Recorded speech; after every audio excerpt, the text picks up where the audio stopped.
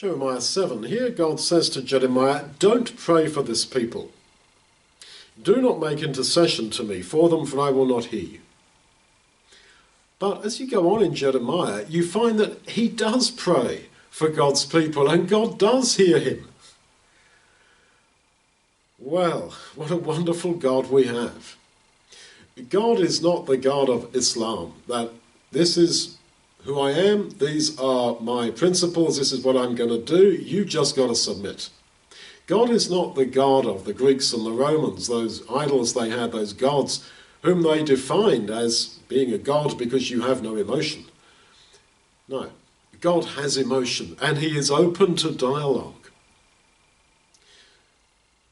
The only way in which he will not change is that he will always have mercy upon people.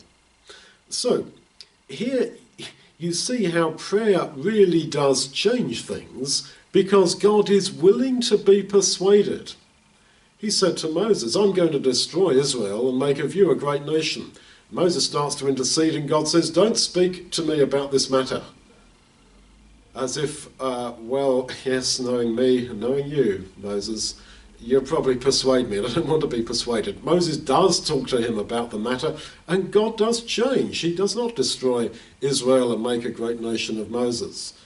No, he goes back to relationship with Israel. God is not fickle, but he is like this with us, because he genuinely wants relationship. And what this means is that prayer becomes intense. It becomes a persuasion of God. It becomes discussion with him. He is open to a dialogue. He is open to dialogue with man. Why has he structured the nature of his relationship with us in that way? To make us intense in our prayers. Otherwise there would be no intensity in prayer. There would be no dialogue.